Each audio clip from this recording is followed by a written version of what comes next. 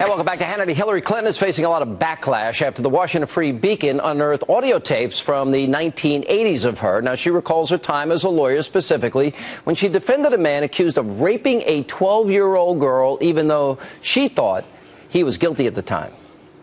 Remember that case where I represented that guy? It was a fascinating case. It was a really interesting case. This guy was accused of raping a 12-year-old. Of course, he claimed that he didn't. All this stuff. He took a lie detector test.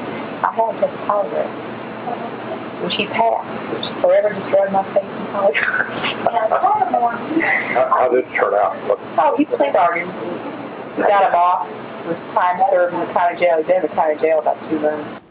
And look what else we got our hands on. Hillary Clinton from the early 90s claiming that she cared about women and children. Over the past 25 years, I have worked persistently on issues relating to women, children, and families. It is a violation of human rights when individual women are raped in their own communities. It is a violation of human rights when a leading cause of death worldwide among women ages 14 to 44 is the violence they are subjected to in their own homes by their own relatives. Here with reaction to more, the always outspoken Ann Coulter. Nobody in the media is covering this story. Now, she got the guy off with time served, even though she said, I gave up my faith in polygraphs. So she's defending somebody she knows is guilty of raping a 12-year-old girl, gets him off, is laughing about it on tape, right. And then is the great champion of women. And right.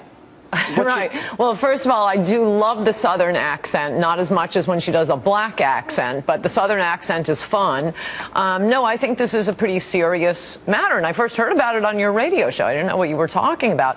I don't think this is going to go over well with normal people because it fits in with the whole idea, both of the Democratic Party and particularly the Clintons, that they are just con artists pretending to care about the little guy while they're using legal trickery to perpetrate injustices on the weak and powerless, which is what Hillary Clinton did here. I mean, this poor girl, if you read about what the crime was, it's quite shocking, more than comes across in that little fake Southern accent conversation she gives. It was 2 guys who brutally raped and beat a 12-year-old girl who was a virgin. She was made infertile. She was in a coma for 5 days. And Hillary Clinton not only defended this guy, do not believe what they are saying elsewhere, that lawyers are required to do this. You know, oddly enough, I am a lawyer. I practice law. I don't know any lawyers who have defended criminals. I mean, personally. She said she did it as a favor. You have to reach out to take these cases. No one forces you to defend, Ted Bundy. It's always the same lawyers doing it. In any event, she submitted an affidavit claiming that this poor 12-year-old girl was a fantasist, that she had falsely accused other people before. When the girl was presented with this recently, she didn't know that Hillary had worked so hard to get her rapist off.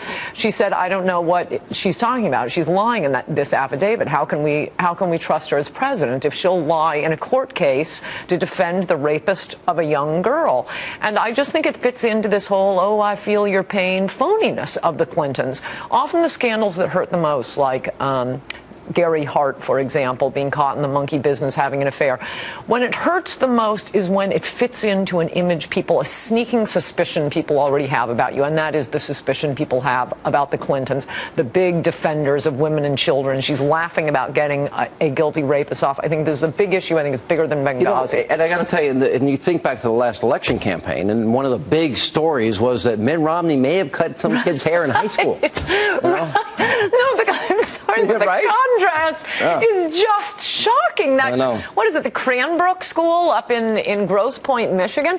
They have to go back 40, 50 years, and I think the kids' parents were defending Mitt Romney, some high school alleged prank that neither the family nor Mitt Romney remembered. And they're running that every day on the cover of the Washington Post. This is when Hillary Clinton was an adult, when she was a practicing lawyer, and it fits in with what I would say not only about the Clintons, but about the Democratic Party generally, this nonsense. I never want to hear about the Republican war on women anymore. In addition to this, we have just this week New York taxpayers spending $40 million to pay off 5 savage rapists from Central Park, which I've written about a lot, including in my book Demonic. There's no question that these 5 were guilty. And again, it's just legal chicanery and the powerful putting one over on innocent victims of rapists. You have sold multiple #1 best-selling books. $84,000 for a $14 or $15 million advance. Hillary claiming she was broke the year she got an $8 million book deal. Seriously. And then she says, now, today, that, well, Bill and I aren't well off. And meanwhile, Chelsea Clinton says, I tried real hard to care about money. She got a $600,000 salary for almost a no-show job in television. Yes. What did they calculate it was per minute? Oh, it's like crazy. $16,000 per minute Chelsea spent on NBC's airwaves. No, Hillary does not have the light touch that Bill Clinton does, and that's saying something, since I don't think he's so charming and charismatic despite the rumors. But that business about dead broke, what's funny is to see liberals, they flash back and forth between viciously attacking Mitt Romney for having worked for his money. He gave away all the money he inherited, worked for his money, made himself a wealthy man, and then when Hillary Clinton, who has acquired all of this money by being married to an adulterous president, and oh, we must make a president now, that's how she gets her money, and they turn around and start citing, FDR. Well, we want our presidents to be richer than we are. Wait, you weren't saying that about Mitt Romney. It was all Mr. Elitist out of touch. And Coulter, good to see you.